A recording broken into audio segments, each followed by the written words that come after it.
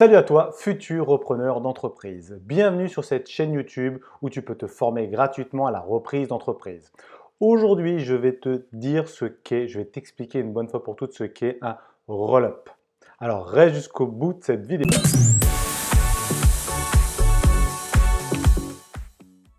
Alors, dans cette vidéo, je vais te parler du roll-up, ce que c'est exactement, et comme ça, tu vas savoir comment t'en servir et surtout comprendre ce que c'est. Mais si tu ne l'as pas encore fait, abonne-toi à cette chaîne YouTube juste en dessous. Tu cliques, tu t'abonnes, comme ça tu ne manqueras aucune de mes prochaines vidéos. Alors, le roll-up, qu'est-ce que c'est? Le roll-up, je vais te l'expliquer avec un dessin. C'est un groupe de sociétés, c'est-à-dire créer un groupe de sociétés qui a un lien entre eux dans le but de valoriser, de faire croître par la croissance externe, dans le cas de valoriser vraiment le maximum les entreprises qui sont dans le roll-up. Alors, je vais t'expliquer un peu. Donc, allez, on va mettre ça en rouge. Alors, on va partir du principe, désolé pour les dessins, là, c'est une société, c'est la société mère, la holding. Allez, là, je ne parle pas d'associé, pas d'associé. Là, je parle, tu es tout seul dans l'entreprise. Donc là, il y a une holding, donc c'est la société mère, qui va détenir, par exemple, euh, une boîte de, je dis une bêtise, allez, un coiffeur. Allez, c'est coiffeur, mais voilà. Un coiffeur, donc là, allez, coiffeur, ok. Donc là, il y a une entreprise. L'objectif maintenant, c'est de prendre peut-être d'autres coiffeurs qui sont soit dans la même ville ou soit dans la même zone de chalandise, on va dire dans la même ville. L'idée, c'est peut-être de cadenasser, avoir tous les coiffeurs possibles de la zone. J'ai pris coiffeur, mais ça aurait pu être toutes les autres entreprises, hein. Donc, allez, disons qu'on a repris, on prend un deuxième coiffeur dans l'entreprise qui est un des concurrents finalement. On arrive à racheter encore le troisième concurrent. Allez, clac. Désolé pour les dessins. Et allez, pour finir, un quatrième. Voilà. Donc là, on a créé un groupe, un roll-up de sociétés. Donc là, ils ont un lien. Voilà, ça permet quoi déjà de faire les quatre. Donc on a 4 fois la même entreprise. Ça permet déjà de faire une économie d'échelle sur les produits, parce que peut-être que si on a besoin de produits, mais bien sûr que si tu achètes, là il y a peut-être besoin je parle en produits, 20 produits ici par mois, ici 20, 20 et 20. Ce qui veut dire que là maintenant, quand tu vas voir le fournisseur, tu vas en acheter 80 d'un coup. Donc déjà, tu vas avoir des économies d'échelle. Ensuite, c'est pareil pour tout. Ensuite, pareil, il n'y aura plus besoin de se faire la guerre des prix, vu qu'a priori, tous les coiffeurs de la ville ou de la région sont à toi. Donc du coup, ça permet aussi de faire augmenter le chiffre d'affaires, de ne pas trop baisser ses prix. Des clients d'ici vont peut-être aller ici et ainsi de suite. Ça donne vraiment énormément de valeur. Ça, c'est la première chose. Ensuite, l'objectif, c'est de revendre ce roll-up. Après, ce n'est pas revendre au détail les entreprises, c'est de revendre la holding directement qui détient les 4 entreprises à une entreprise qui est beaucoup plus grosse que la vôtre, par exemple.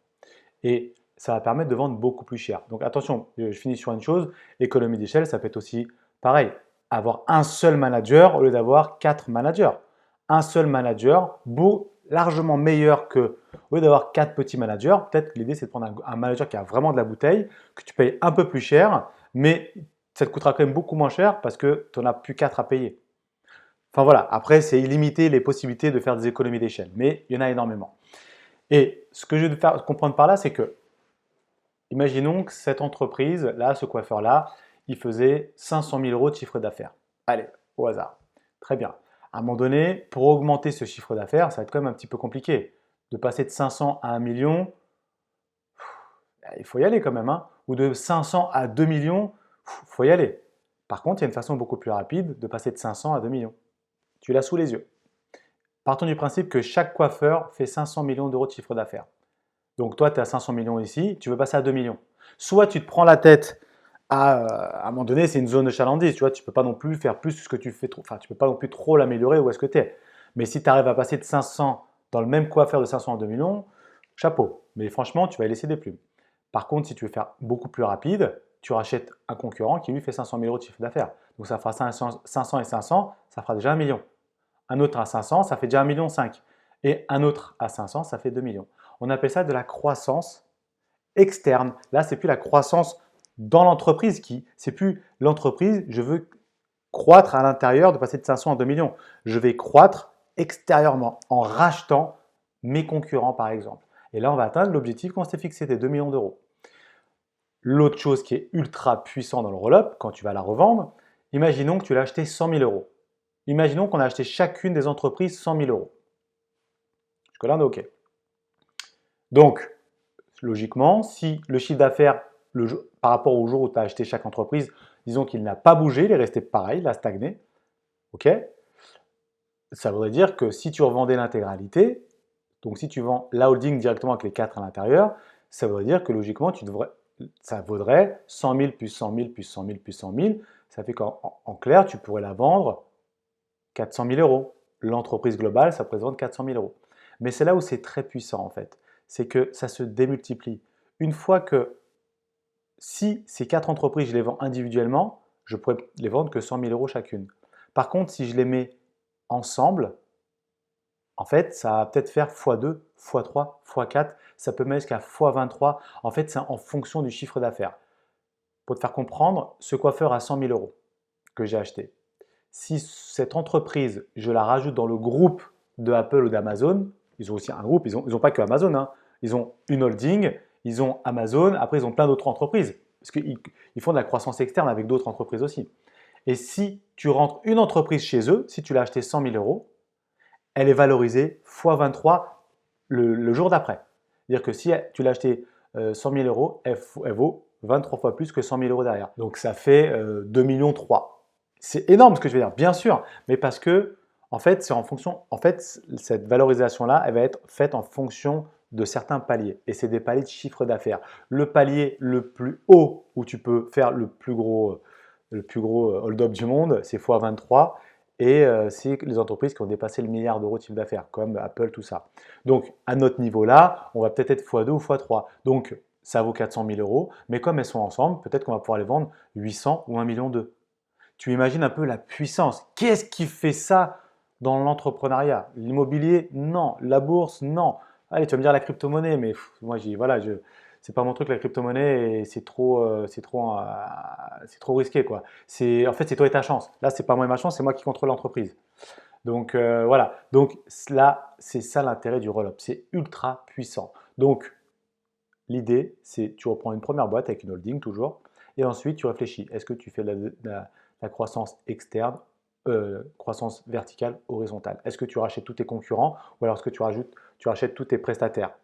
Donc voilà, pour conclure tout ça, c'est ultra puissant. Si je te prends un autre exemple, Facebook par exemple, aujourd'hui, si tu regardes bien, ils ont quand même quasiment siphonné tout ce qu'ils pouvaient siphonner. Aujourd'hui, concrètement, leur chiffre d'affaires, on ne peut pas vraiment encore plus l'augmenter parce que, en termes de nouveaux clients, ils ont déjà presque la planète entière. C'est compliqué maintenant, je veux dire, ils arrivent à un moment donné presque au bout. Donc la manière de continuer à croître, donc à faire de la croissance externe, finalement, c'est de racheter d'autres réseaux sociaux, pardon, comme Instagram, comme Snapchat, je crois aussi, ou WhatsApp. Tu vois, en fait, ça permet finalement, eux, ça y est, ils ont déjà tout siphonné, hein, entre guillemets, quoi. Ils peuvent encore siphonner, mais 80% a déjà été fait, il ne reste plus que 20%. Et l'idée, c'est dans des marchés où il reste encore 100% à faire.